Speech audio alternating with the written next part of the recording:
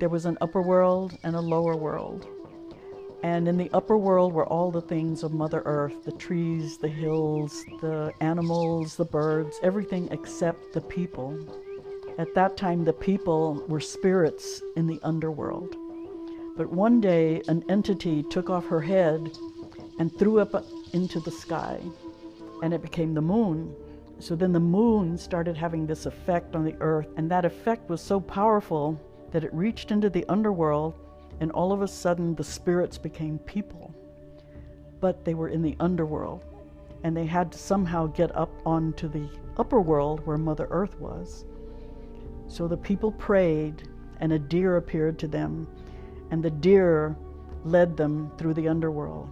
They went through rocks and crevices and mud and earth and all kinds of obstacles until they came to a portal that they could see above them was full of water. And so the deer started swimming up through the portal. So the people grabbed onto the deer, and the deer grabbed onto the people, and they were swimming and swimming up through that portal. At the same time, there was a water bird flying over on Mother Earth, flying over these springs. So the water bird dove into the water and grabbed the deer and grabbed the people and pulled them up onto the shores of Mother Earth. And that's how the people first came to be on Mother Earth. So we believe that that portal, that crevice, is the headwaters of the San Marcos River, which we call the Sacred Springs. We believe that because it's documented on a 4,000-year-old rock art painting that's near Comstock, Texas, where it shows 4 fountain springs on that rock painting. And there's a line that curves and hits right at that second spring and points to it as the creation site. So that's why we believe that that's the spring that we came out of.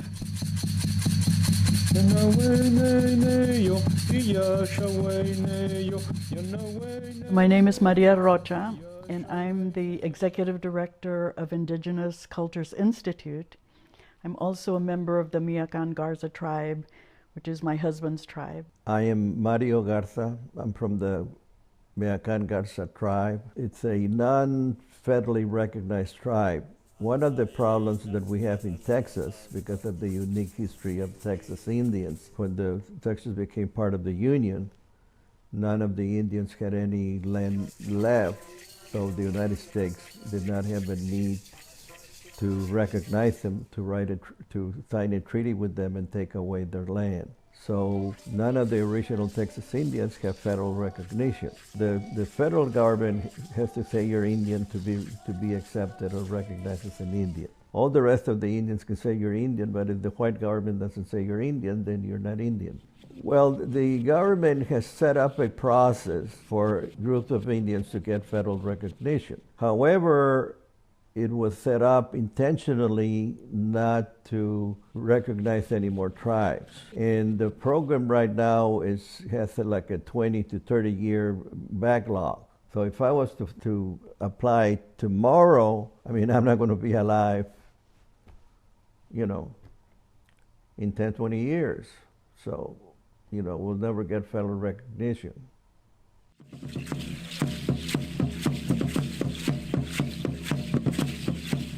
My wife and I started a nonprofit in 2006. Throughout our lives, we've worked in bureaucratic jobs, right? And so we've had these volunteer experiences where we're working as volunteers doing this kind of work. But it's always with a 9-to-5 job and then a few hours at night.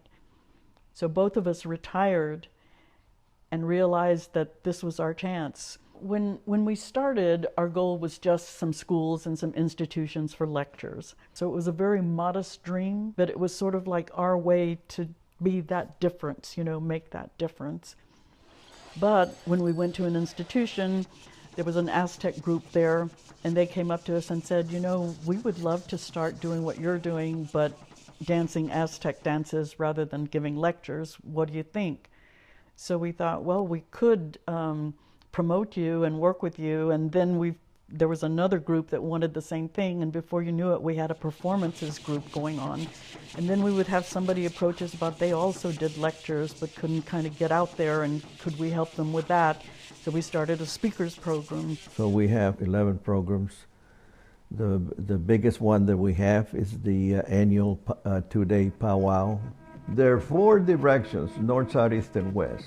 And then there's some people that pray to 6 directions. They include the upward direction and the downward direction. And I pray to 7 directions, so I include the center. We do that to ask permission to be there.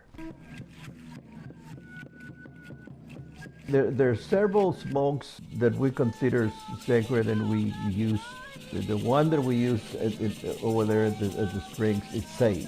But we also use, in other events, other parts, we use tobacco, we use sweet grass, and we, when something burns, the smoke goes up, so we ask that to take our prayers up to creation. Like in the powwow, we have 2 drums.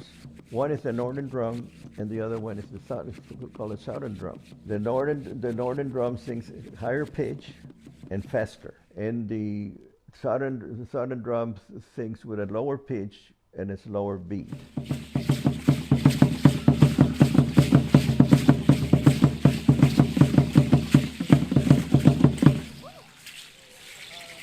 In our powwow, we have 2 types of dancers. We have the traditional North American dancers, the women, the buckskin dancers, the shaw dancers, the jingle dance, and all that.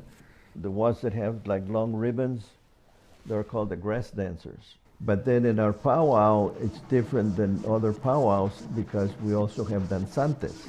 The danzantes being what some people call the Aztec dancers.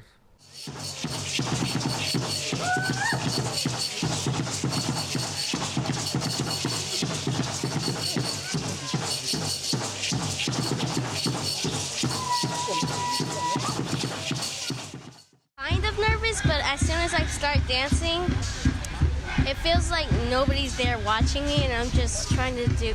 I imagine myself doing my practice without anybody watching me. That's why I like to do grass dance. So today I'm here supporting my son. He's a grass dancer. He competes at every powwow. I do jingle dress, but I don't compete. I just do it for the people. I do it for my family. It's like I'm connected to my family, and I'm connected to my elders. Every time I put on my jingle dress, and every time I see my son dancing, it just emits so much pride in me just to see them out there still representing their culture. I decided to dance because I thought it looked nice, so I danced because of that, and yeah. Definitely, I just watched my 2 youngest dance, and it made my heart swell up with pride because I see them continue, and then I hope that they continue that into their adult years and even have their kids out here. There's not anybody from any walk of life that couldn't take something special away, a memory or a small regalia item, or even if it's an arrow. There's something for everybody on every walk of life to come and experience this. They can take something away. I hope it grows a lot larger. There are 2 perspectives that are important. One is when people approach our culture and want to use it to make money or to improve themselves individually as people. To appropriate our culture is not useful to anybody. But when you approach our culture in terms of learning so that we can all have a relationship, so that we can all better humankind, then that's a welcome type of intrusion, because it's not an intrusion that's negative. It's there for a purpose. It's to gain knowledge, to make things better, to learn how to toil the soil, to learn how to not poison the air, to learn how to take care of the water. Those types of relationships are very important. So non-native people have to have a relationship with us in order to do that. And we need to welcome that relationship in order to embrace humankind and find those solutions to the problems in the environment right now. If you want to learn, you will come to me in a respectful way and say, I am interested in learning about your culture. You will come to me in a respectful way and say, where did you come from? And how did you get to where you are right now? I fought long and hard to know who I am. I fought long and hard to be part of this country. 20 years of my life I gave to this country. I'm here as a vendor. I've been vending my father's teachings and wares since 1992, when I retired from the military. So therefore, I came here today and all the powwows since to help everyone who comes through to understand that we are all one people, that we have one purpose, and that is to find our spirit, no matter what it looks like, and to call on the creation, no matter what that looks like, and to be safe in the hands and the arms of creation. The Great Spirit, the Great Mystery, our Great Mother, Jesus Christ Himself. All of these are important. Well, I think that people just get educated on native culture, on especially native ceremonies, and respect them. And if they find out that there's going to be a native ceremony thing, they need to respect this, the ceremony. Well, for one, I would like the legacy to continue. Even our ceremonies. I mean, we teach our younger people how to conduct the ceremony, so they can do that. Because we all realize that we're not going to last forever. It's important for Coahuiltecan children to know who they are, because these are the future that I'm talking about that are going to save humankind. I see Native people, indigenous people in the Americas having a relationship with all indigenous people on Mother Earth. I have seen all different colors and cultures coming to my drumming circles and bringing their children, and bringing the little white child and the little black child and the little brown child and the little yellow child, and me telling them, let them be in the circle. Let them know what it is to hear the drum. Let their spirits run so that they can go home and lend that same spirit to you. Otherwise, we stop existing as a people. We stop existing as indigenous people. We stop existing as Coahuiltecans. We stop existing as our true nature. But we have survived, and I hope that we will continue forever.